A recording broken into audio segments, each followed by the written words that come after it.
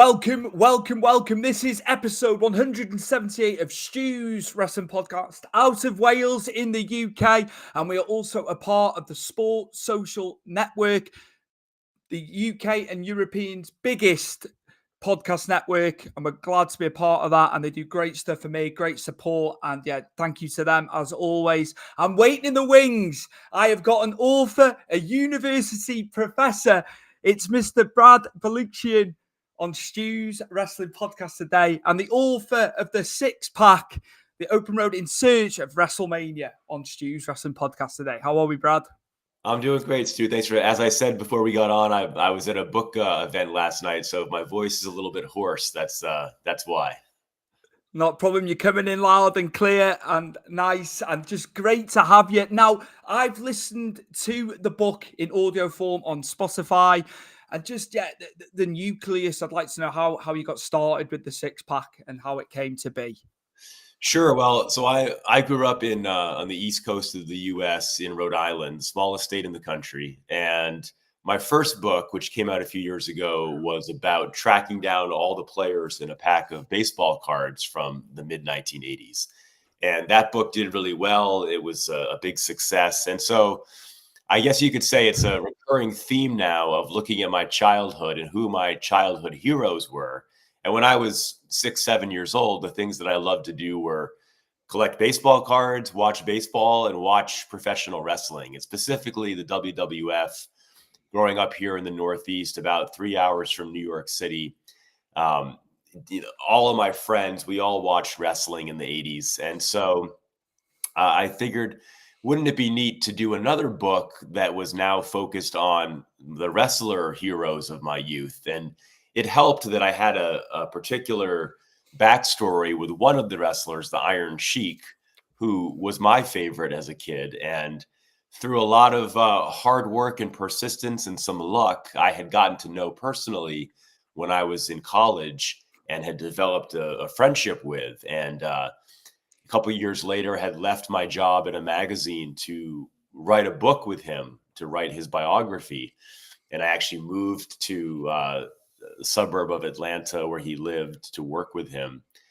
And that didn't end up working out. As you'll see in the book, or as you've probably seen, Stu, the first line in the book is, "The Iron Sheik just threatened to kill me." And that's because everything went sideways in that project. And that was, now 19 years ago. So I went on with my life. But then a couple of years ago, when I was looking at doing another book, I said, well, what if I revisited that whole story and went to try to find the Iron Sheik again? But now not just him, but the other guys that were on the show when he became the WWF champion. Absolutely. Do you know what I like about it as well? It's the human element that you've brought into it. We're all of that psyche sometimes. Like that is how the pro wrestler is, as the character they portray on screen. So it's getting that. I took that away from it, and Iron Sheik. I always think, is it just him, right? Being the way he's being. Playing the character, but obviously no, he was quite. There's always, in wrestling, there's always that question of like, what is a work and what is a shoot? What is real? What is not? And I mean, that's the beauty of wrestling, is it's always playing in that space between myth and reality. And to your point, I'm glad you appreciated the humanity, because this is different from a lot of wrestling books. A lot of wrestling books are just reliving the old stories from the road, or they're telling about, storylines. This book is really about who these guys are, away from the spotlight, when they go to lie down at night and their head hits the pillow. They're not Hulk Hogan or the Iron Sheik. They're Terry Bollea or Khosrow Vaziri. And so who is that person whose head hits the pillow at night? That's what I wanted to figure out. Did you ever see him with the Persian clubs, the Sheik? Yeah, well, I mean, as a kid, that was his big shtick, right? I mean, and actually it was interesting when I went to see him in 2022, I was at his house, and I went to use the bathroom, and I just kind of walked by his bedroom, and I took a picture. In his bedroom were the two clubs just sitting there, like next to the dresser. So he still had them right up to the moment that he passed away last year. Amazing. Just what's the character? Do you know what as well? You saying that you gravitated to him when you were younger. Him being a heel, like ordinarily younger people, like would be going for the face. Right. I was always that way. I hated the heels as a kid, and then grew to love them more latterly. It's quite cool that you were into a heel when you were younger. Yeah, and it wasn't just I also like the baby faces in general, and I think it was something about him in particular, because I didn't like all the heels, but something about I don't know what it was, but when I was 5 years old and I first saw him, and I saw that presentation with the mustache and the boots, something just clicked in my head like that guy. I like that guy, and maybe also because he wasn't like a cool heel, like not nobody liked him. I mean, I was always someone that didn't follow the crowd, so to me, it made sense that he would be the guy that I liked. Absolutely. We've got some good quotes as well from people within the industry of wrestling. A brilliant one is from Chris Jericho, which I'm going to put up now. This is such an original concept for a book about wrestling, which is rare these days. He's quite right. He's quite right. And Brad's storytelling and abilities and sense of adventure makes me wish I would have been riding beside him for every one of those 12,525 miles. Sorry, Brad. I'm misreading that there, but what a quote from Chris Jericho right there. Yeah, I mean, so when you write a book, the work just begins when you turn it into your publisher, because then you have to start promoting it. And nowadays, book publishing is really hard. It's hard to sell books. Not a lot of people are reading, and there's so much competition for people's attention. So my publishers, asked me, well, can you go out and try to get people in the wrestling industry to write what we call a blurb? And so I thought about, well, who would be what wrestlers do I think would appreciate this book? I've since been on his show, but I didn't know Chris Jericho at all.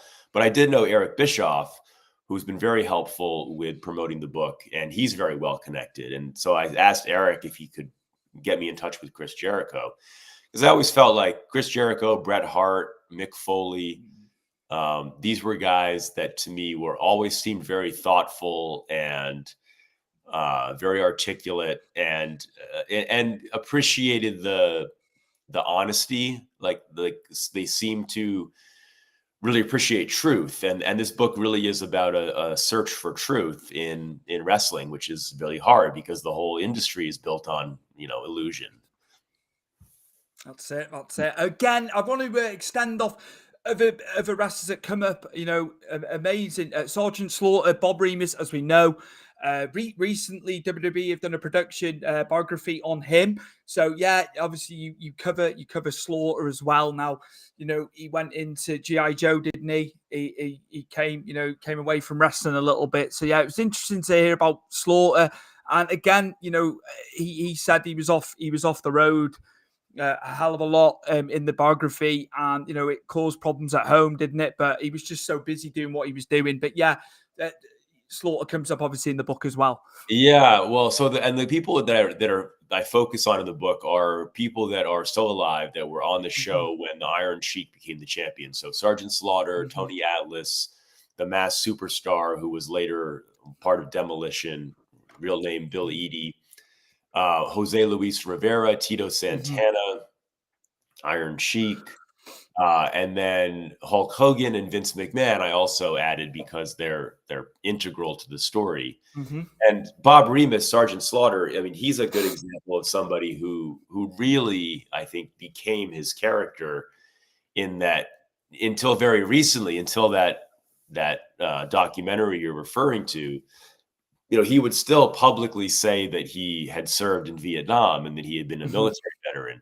And that kind of got him in trouble, right? Because years after everybody was openly admitting that their wrestling gimmick was fiction, was just a character, Bob Remus was continuing to kind of perpetuate this idea that he had been a veteran. And so in that chapter in the book, I go into, why would he do that? And was he actually a veteran, and kind of getting into that backstory.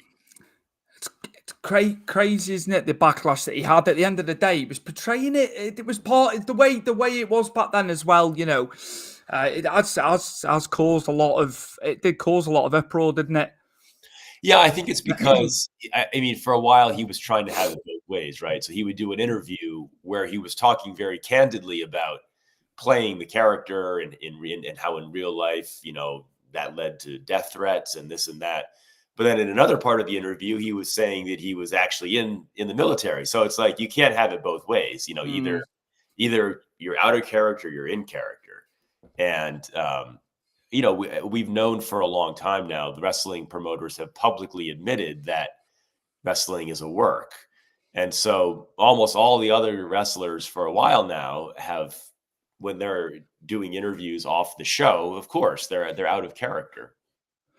Also, Tony Atlas, you know, the whole big thing about Tony Atlas within the book. I was listening to that when I was dipping in and out of the chapters. What a fall from grace he had, because he was a huge star, wasn't he? And he hit hard times, which you focus upon, don't you, within the book? Again, bringing the human aspect to the book about him as well. Tony Atlas was, he had so much success so early in his life, but he also had such a troubled childhood, which I get into, that there is no way anyone, given his childhood, could have been prepared to deal with that level of success. I mean, he, as a kid, had dealt with just growing up in abject poverty. His father had left the family. He was dealing with, you know, physical abuse and mental abuse, and, you know, growing up in the South as a in a Black family where the racism was just out of control. So when he did become a big wrestling star and a bodybuilding star, and he was won all these bodybuilding competitions, you know, he didn't know how to handle that success, and he'd be the first one to tell you that he got in the wrong crowd, he got addicted to different drugs, and didn't manage his money. And to his credit, he's come a long way, and I think, you know, he's very happy with who he is now. But it took a long time. Absolutely. And he came back, you know, he was back on screen. I'm trying to think back probably about 14, 15 years ago, back with WWE.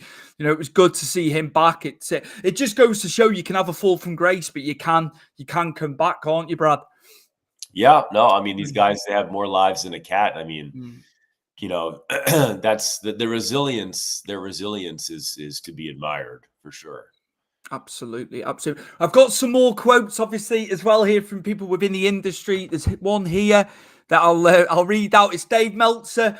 I'm a Bill Apter guy personally. Meltzer isn't really my cup of tea. I respect him, you know, what he's done in the industry. But yeah, a quote here: Balukjian was looking for a book that would be about the first WrestleMania and ends up with more truths about Vince McMahon's expansion of the WWF than anyone else. So yeah, huge quote there from Dave Meltzer.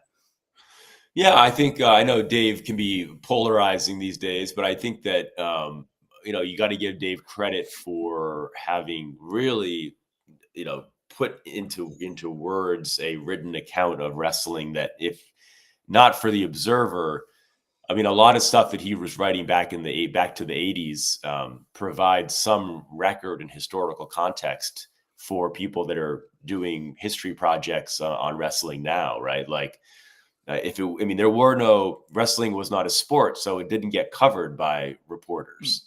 Unlike if you write a book about any sport that the newspapers covered, you know, there's thousands of articles covering any team. Wrestling, good luck finding the history that's, you know, written down, because it's been something that has been the stories have been passed down orally mostly. So, you know, Dave's newsletter was actually really helpful for me to go back to as a reference point to say, okay, well, this show happened on this date, and, you know, this is how it did financially, that sort of thing. Absolutely, yeah. Not taken away from the guy. It's just he's just not my cup of tea personally. Sure. But look at I'll always respect the amount of years he's been in the business. I just think with Bill Apter, even now, I know kayfabe's not the thing it was. Bill Apter has kept kayfabe alive. It's just a personal preference. I know so many people that love Dave Meltzer. I just wish he'd give a 5-star to a WWE match because he's Right. he's very much akin to Japan and AEW. Yeah, Dave has his biases. I mean, if you go back and you read the early observers, he was really subjective and biased in those early years. I mean, if you think he's like that now, if you go back to the early observers, he's just obviously against WWF.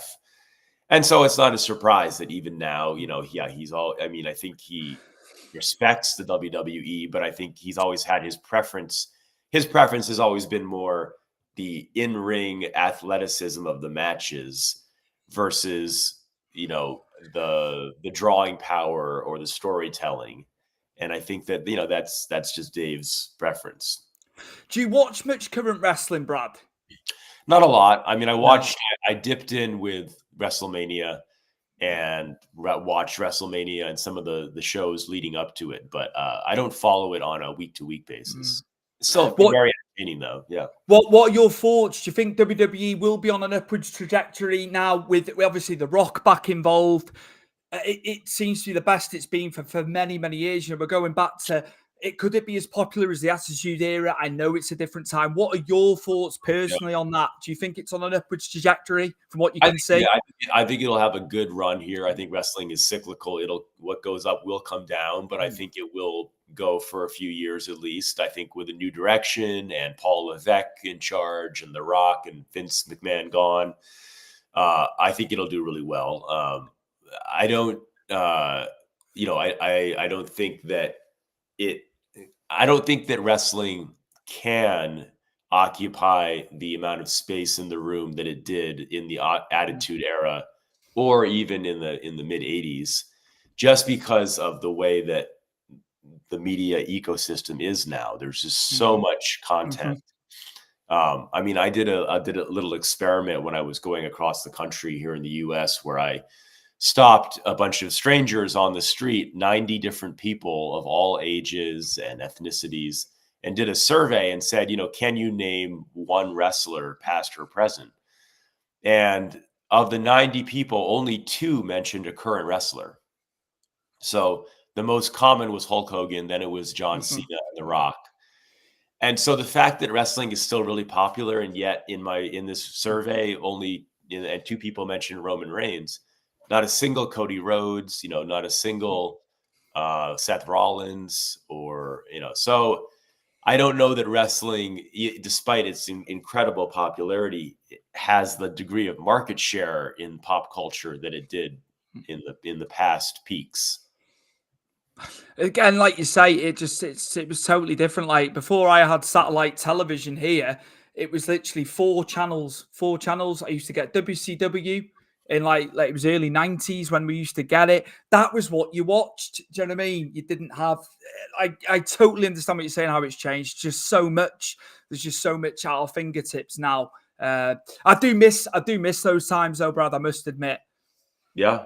I mean, who knows? I mean, I see that what's competing for people's attention now is, wrestling is not just competing with other other shows. It's competing with podcasts, and it's competing with social media, and it's competing with, streaming. And I mean, it's all these other things for your time. No matter how much changes, there's still only 24 hours in a day, right?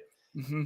So, and as much as people like to try to multitask, I think when you multitask, you're also you're giving up some degree of focus and attention. So there's always trade-offs there. Absolutely. No, I hear what you're saying. I would also like to say about Netflix coming in now, going back to current times and stuff. I just wonder how that'll be different. They've done live test events with tennis and things like that. It's weird to me that they've not gone into sports sooner with the way it is. It'll be interesting to see how WWE fares on there. I think it's good. I think it's good for like worldwide audience. I've heard a lot of people in America saying, "Oh, well, they're leaving USA. I won't watch it." But I think in global terms, I think Netflix is going to be huge for them. Yeah, and I think WWE for a while has wanted to get into, real penetration into India, for example, or Australia. I mean, they already have a good foothold in Europe. And I think, yeah, a mechanism like Netflix certainly could take them a long way towards getting into those countries. And wrestling, I think, does have global appeal, and I could see wrestling really gaining in popularity in those other places. Absolutely, absolutely. Look at it now as well. The amount of pay-per-views that we're getting on the continent here. Backlash is in France this weekend. They're coming back to Scotland. They're going to do a UK Clash at the Castle. It's just different now, isn't it? I think there's so much appeal over here. They're willing to do more and more across the world. You know, they've done Australia in February for Elimination Chamber. It's the whole thing's changed, hasn't it? Yeah, I mean, the world is globalized, and I think there's all that pent up demand. I mean, in the U.S., we've had wrestling constantly available for many years, and they're smart. It's supply and demand, and in other markets, if you only go there even just a couple times a year, you're gonna draw. You're gonna get people to come out, and so. I think they're gonna read those signs and figure out, what is the best strategy for attendance and merchandising and distribution, and whoever's in charge of that company, they've always been really good about understanding the market and supply and demand and how to get their product out there. Absolutely. Brad, I'm going to go back in time a bit here now. Some of the matches you got to see in person. I know you'd have a myriad to be a list of matches, but just some off the top of your head that you were in attendance for over the years. That'd be cool. Bit of history with you with wrestling. Well, I mean, I wouldn't say I've been like in person to that many notable matches. I mean, the shows I've been to, a lot, house shows over the years, which are always fun. But in terms of my favorite matches, I mean, I always, even though I was an Iron Sheik guy, I always liked Hulk Hogan a lot. And, my favorite match of all time is still the Hulk Hogan versus The Rock, WrestleMania 18, just because of that, the power of nostalgia and the power of the crowd and the way that the crowd just affected that match was, if you want to show anyone the power of the crowd in wrestling, just show them that match, and it says it all. Absolutely. How it shifted, because that didn't go the way they were expecting. The crowd dictated that, didn't they? Who was face and who was heel, because that totally switched. And that's the power of the audience as well. Not just Right. the performers, It just goes to show, doesn't it? Yeah, I mean, the way that just a simple push or the pop that the simplest move got in that match in the beginning was unreal, and you could just see the look on Hulk and Rock's faces, like, oh wow, we're we didn't expect this. Brad, are you still involved with Arcadian Vanguard with Brian Last? Well, I was never involved. I know those guys. I did Brian and Jim Cornette's show, and I did John McAdams' show.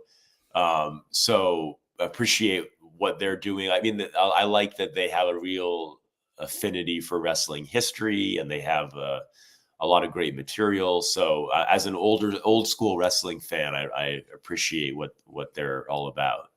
I love Cornette.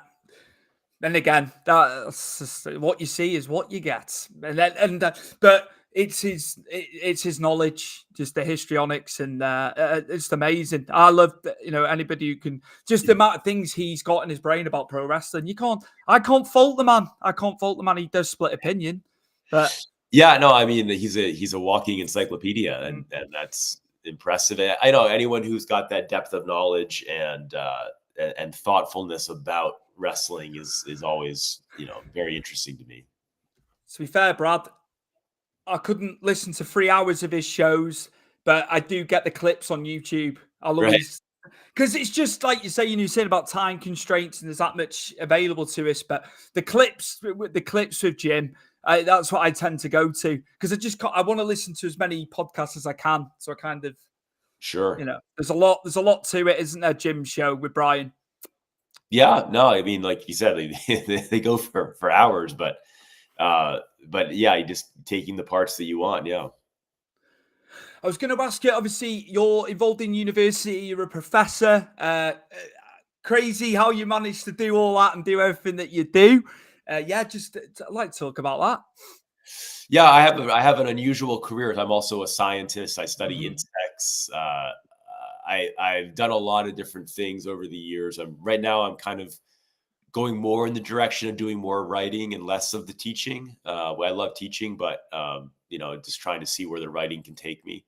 So it's fun. It's fun to have diverse interests. It's fun to use different sides of your brain. The right side of my brain is the more creative writing side, and the left side is the more science side.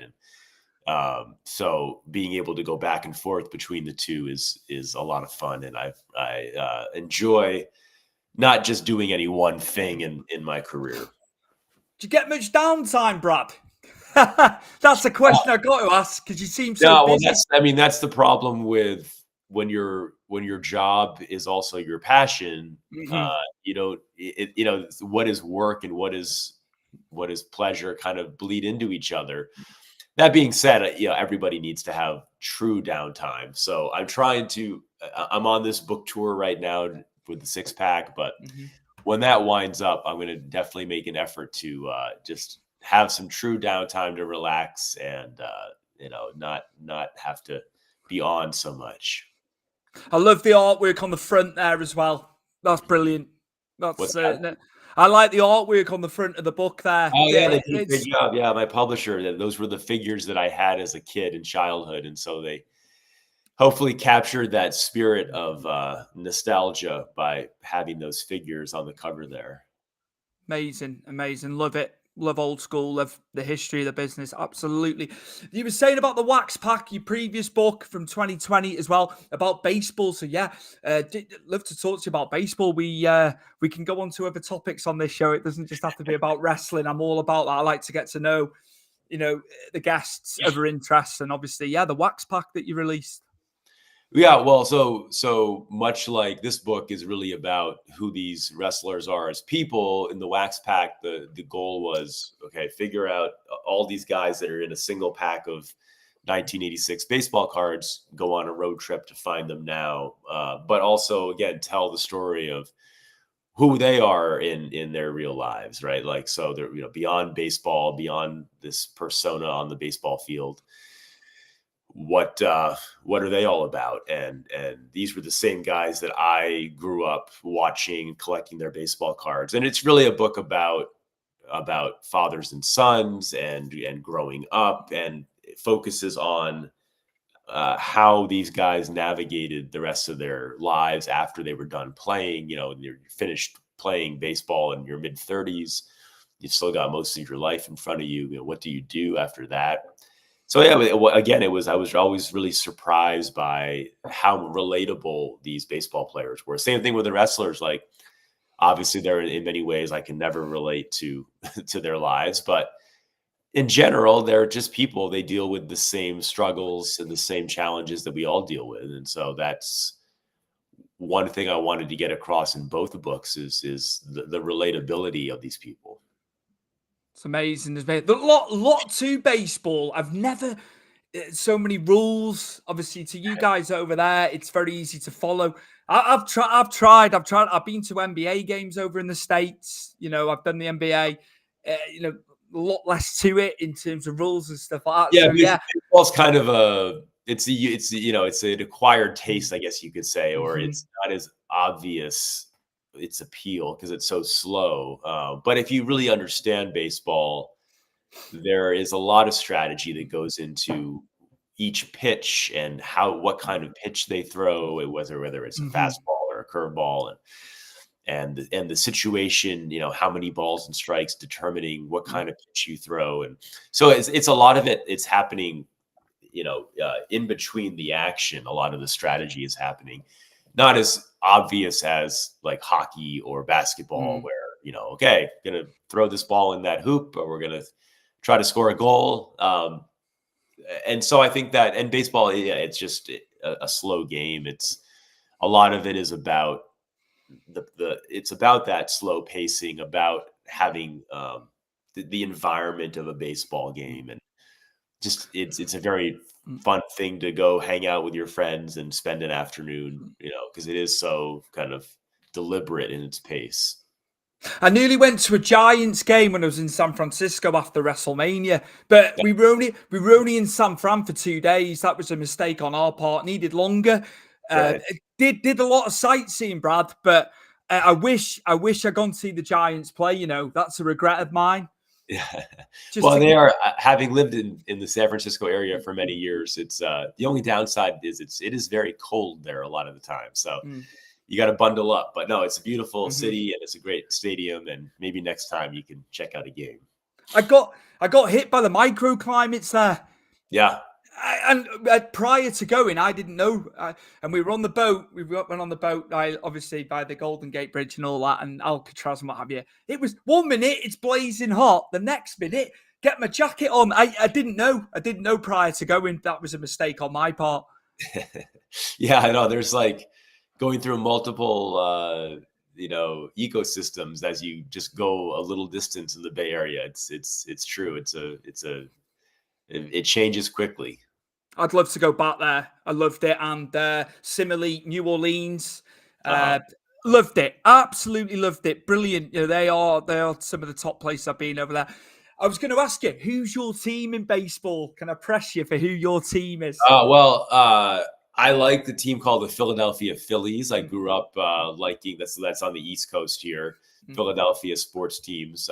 When I was in California, I liked the Oakland A's, who got really famous for the movie Moneyball and the book Moneyball. Unfortunately, they're not in great shape now. They're moving to Las Vegas, and that's kind of a sad story. But while I was there, I watched a lot of Oakland A's games and really appreciated that. Yeah. Vegas are really starting to get a foothold, aren't they, with sport? Yeah. When you look at the franchises moving. Yeah, they've now taken hockey and they've taken football from Oakland. They've taken baseball from Oakland. So they've got 3 out of the 4 major sports now. Yeah. That would pull me in. I'm not into gambling or anything like that, but the sports side, that would be why I would go to Vegas now, personally. Yeah, I think Vegas, they've realized that they want to market themselves as just the ultimate escape. Everything you could possibly want to do is so if you're not into gambling, there's shows, there's sports, there's shopping, right? They just want to offer it all. Absolutely. Brad, a quick plug for the book, please, before you go. And after that, where the guests can find you on social media. But yeah, the book first, of course, that's the most important thing. Yeah, I know. So the 6-pack on the Open Road in Search of WrestleMania, it should be available in the UK on Amazon. I know it's people in the UK have told me that they've been able to get it. You can get it online. You can go to my website, thebradpack.com. And then on Twitter, Instagram, I'm at BradPackBooks, and love to hear from people, hear what they think, love to engage. So I appreciate you having me on, and hope people will check it out. Absolutely. No, thank you so much. You know what? Thank you for bringing in history and, intermingling it with the current day with the wrestlers as well. Just fantastic. The concept, the way you've written it, very, very good. You guys, that writers, I'm just in awe of writers, especially within wrestling. I've had Brian R. Solomon on. I'm a huge fan of Brian as well. Absolutely. Yeah, Brian's great. I just did Brian's podcast recently, and we had a great conversation, and he's doing some great, he's going to write a great book about Gorilla Monsoon, and yes, his book about the Sheik was fantastic. So I have a lot of respect for Brian. Thank you so much for coming on. Honestly, it's been awesome. I will get you back on as well. Don't you worry. Plenty more to talk about. So, merely scratch the surface today. Well, thanks, Stu. I appreciate you having me. No problem. Yeah, the author of the 6-pack, The Open Road in Search of WrestleMania. It's Mr. Brad Balukjian on Stu's Wrestling Podcast for episode 178. And we are on the Sports Social Podcast Network, Europe's biggest sports podcast network. It's just incredible what those guys are doing. And thank you so much for coming on today, Brad. Thanks again. Take care, sir.